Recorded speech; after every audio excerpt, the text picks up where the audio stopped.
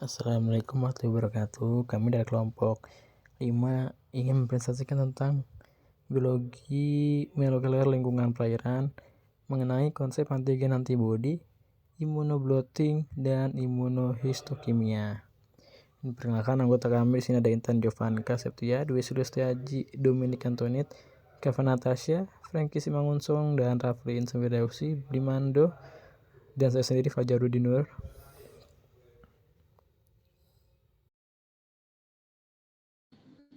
Baik, selanjutnya mengenai konsep dasar antigen dan antibodi, di sini saya sajikan dalam bentuk tabel. Antigen sendiri adalah zat yang mampu memicu timbulnya respon imun serta dapat berinteraksi juga dengan antibodi. Selanjutnya antibodi atau biasa disebut dengan imunoglobulin ini adalah protein yang dihasilkan oleh tubuh hewan maupun manusia sebagai respon terhadap masuknya antigen tersebut. Lalu dalam antigen sendiri dia memiliki epitop yang dikenali oleh antibodi. Sementara itu juga memiliki paratop atau paratop sendiri adalah bagian dari antibodi yang secara spesifik untuk mengikat epitop tadi. Selanjutnya di antibodi tadi seperti sudah dijelaskan adanya paratop untuk mengikat antigen. Selanjutnya dari antigen ini dia dapat menimbulkan penyakit atau kelainan jika dia masuk ke dalam tubuh, dia dapat mengganggu kesehatan. Lalu dalam antibodi sendiri, dia itu berfungsi untuk menetralisasi toksin atau virus yang masuk ke dalam tubuh dan sebagai aktivasi komplement dan juga fagisitosis.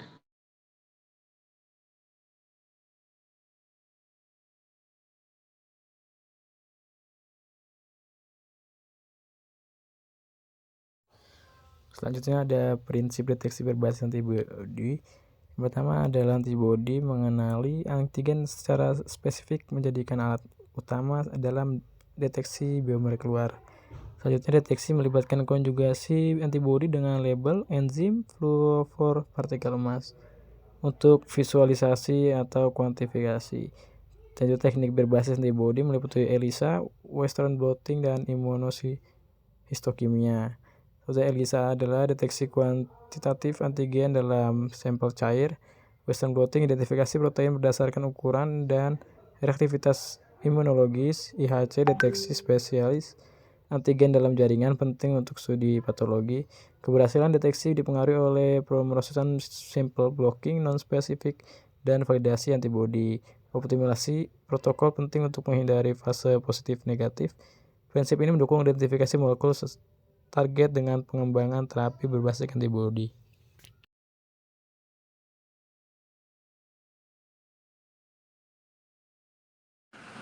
Selanjutnya masuk pada teknik immunoblotting, Western blotting, yaitu teknik atau Western blotting adalah metode untuk mendeteksi dan mengidentifikasi protein spesifik dari campuran protein kompleks yang diekstraksi dari organisme atau sampel perairan. Teknik ini melibatkan pemisahan protein berdasarkan berat molekul menggunakan elektroforesis gel SDS patch, kemudian memindahkan protein ke membran nitroselulosa atau PVDF, dan selanjutnya dideteksi menggunakan antibodi spesifik terhadap protein target.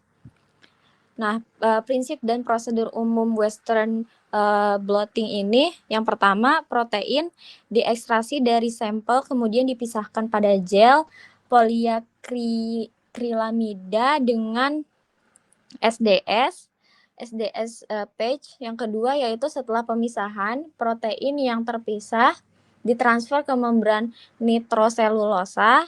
Selanjutnya membran kemudian diinkubasi dengan antibodi primer yang spesifik terhadap protein target. Selanjutnya antibodi sekunder yang berkaitan dengan antibodi primer digunakan untuk mendeteksi protein dengan tanda yang tepat yang dapat dilihat secara visual. Dan yang terakhir yaitu deteksi ini memungkinkan identifikasi protein spesifik dalam sampel yang kompleks.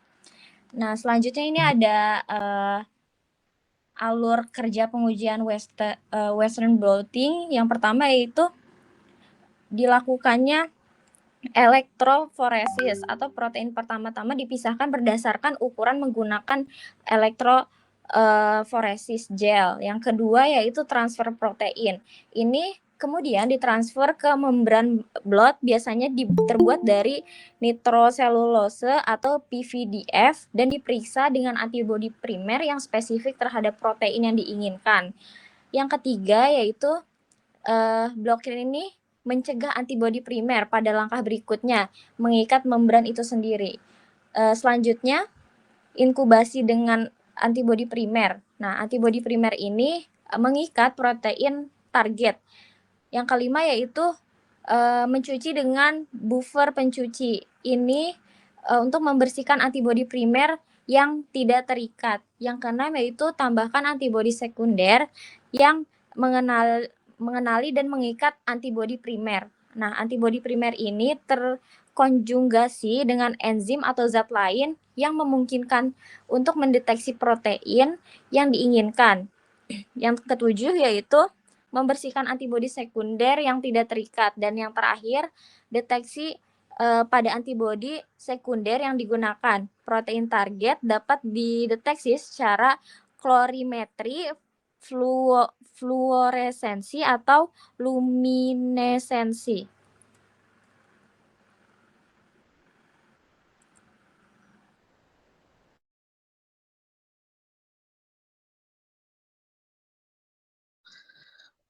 Oke, selanjutnya ada teknik imunohistokimia atau IHC.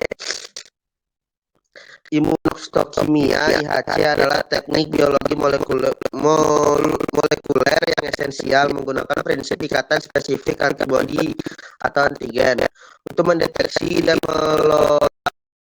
melokalisasi dalam sel atau jaringan yang secara efektif menjembatani data molekuler ekspresi protein dengan konteks morfologi seluler sebagai standar baku dalam penentuan biomarker. IHC terus berkembang dengan metode imunofluoresensi atau IF untuk deteksi multi-target.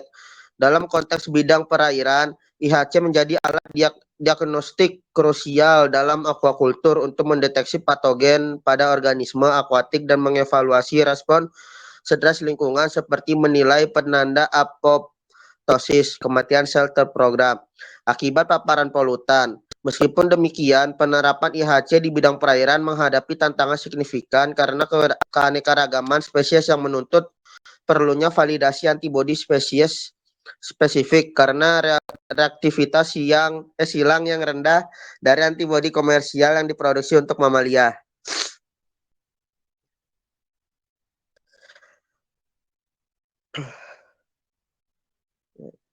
Oke, masuk ke perbandingan dan integrasi teknik. Yang pertama, immunoblotting, yaitu bisa mendeteksi ukuran dan jumlah protein. Yang kedua ada immunohistokimia, yaitu berfungsi untuk melihat lokasi dan distribusi protein. Dan yang terakhir ada integrasi, yaitu bisa berhasil lebih lengkap identitas dan ekspresi protein dalam jaringan. Kombinasi keduanya memberikan hasil lebih lengkap, yaitu immunoblotting memastikan identitas dan kuantitas protein, sedangkan immunohistokimia menampilkan ekspresi dan posisi protein di jaringan, dan integrasi ini meningkat keakuratan data, terutama pada penelitian biomedis dan diagnosis penyakit.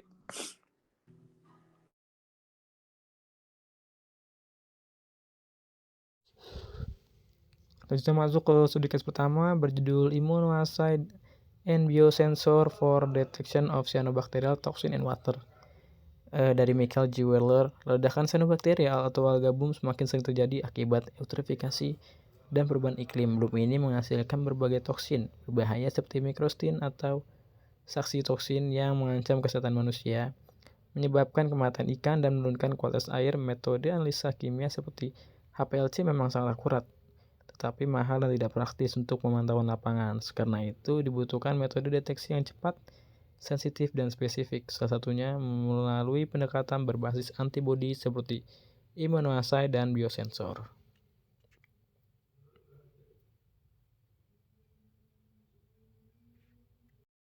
Pada hasil pembahasan studi case 1, Immunasai khususnya ELISA mampu mendeteksi toksin cyanobacteria dengan sensitivitas tinggi, bahkan pada konsentrasi di bawah ambang batas WHO.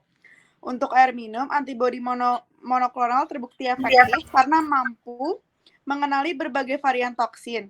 Sementara teknik seperti immunoblotting dan immunohistokimia memberikan informasi tambahan terkait keberadaan dan distribusi toksin pada jaringan organisme. Pengembangan biosensor juga memperlihatkan potensi besar dalam deteksi cepat dan real time.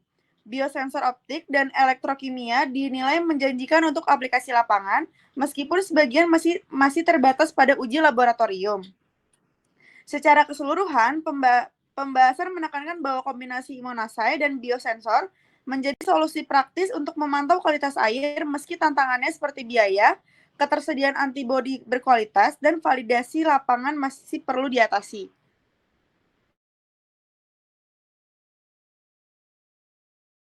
Selanjutnya masuk ke kesimpulan studi case pertama. Kesimpulannya adalah bahwa terdeteksi toksin cyanobacteria memerlukan metode yang cepat, sensitif, dan spesifik. Immunoassay, terutama ELISA, terbukti efektif mendeteksi berbagai toksin bahkan pada kadar rendah. Sementara biosensor berbasis antibodi menunjukkan potensi besar untuk pemantauan real-time di lapangan. Namun tantangan seperti biaya, ketersediaan antibodi berkualitas dan validasi lapangan masih perlu diatasi. Dengan pengembangan lebih lanjut, kombinasi Immunoassay dapat bermanfaat bagi lingkungan perairan.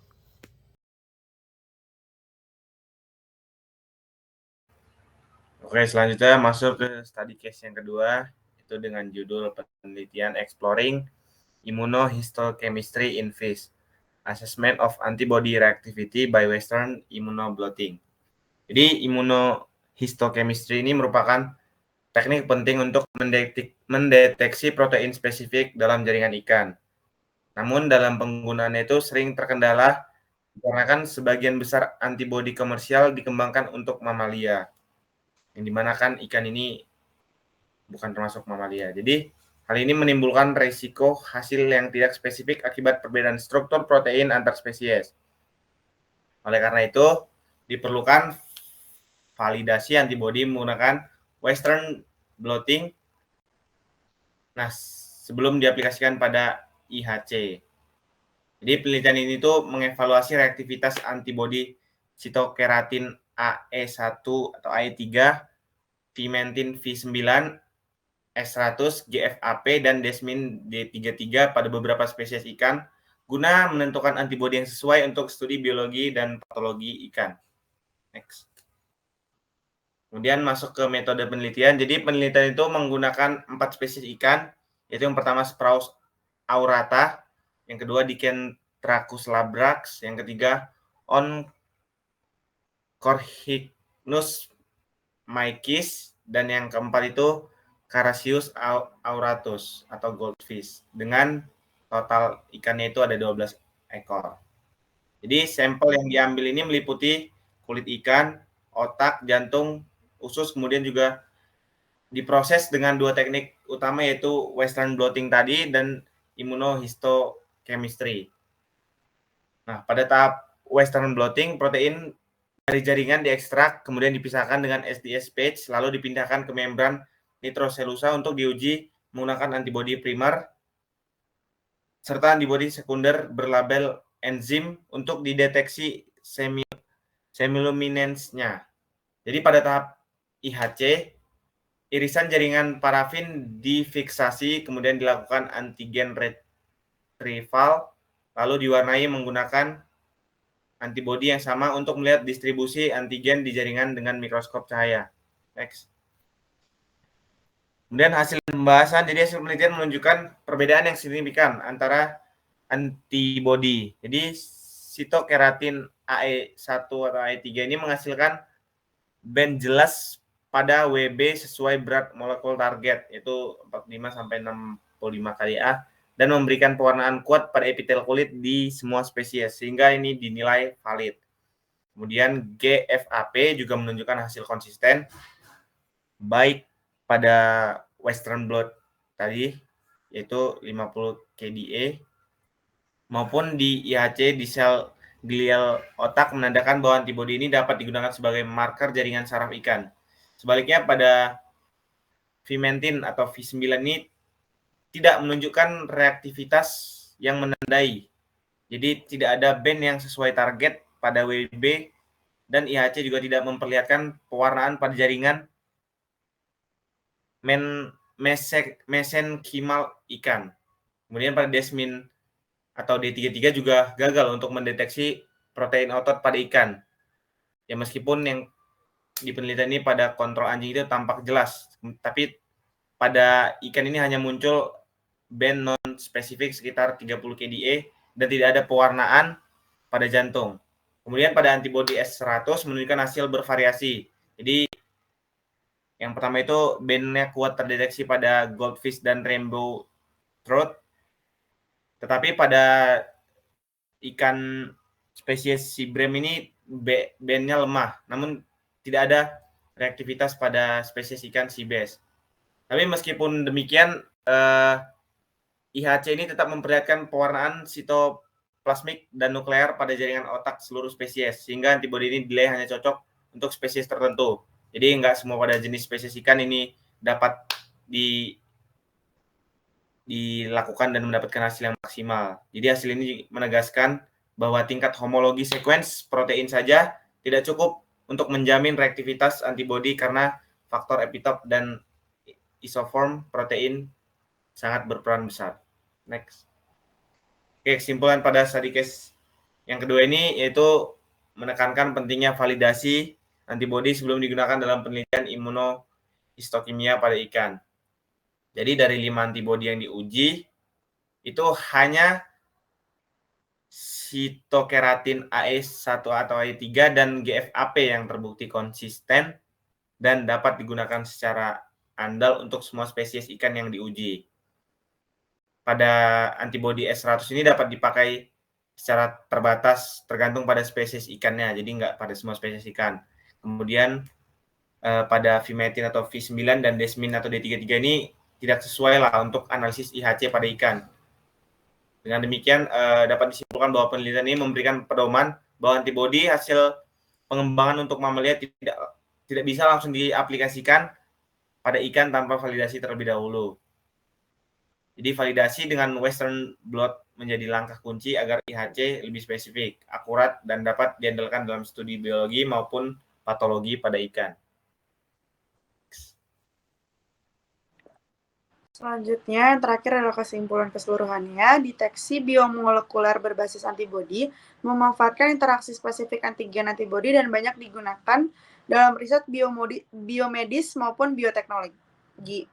Western blotting memberikan informasi kuantitatif dan kualitatif mengenai protein, sedangkan imunohistokimia atau IHC menampilkan distribusi protein dalam jaringan. Keduanya memiliki kelebihan dan keterbatasan sehingga integrasi metode dapat meningkatkan akurasi hasil. Aplikasinya tidak hanya di bidang medis, tetapi juga lingkungan perairan seperti deteksi toksin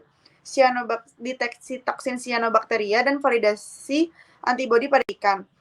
Dengan demikian, teknik ini penting, fleksibel, serta relevan untuk diagnosis penelitian dan pemantauan ekosistem.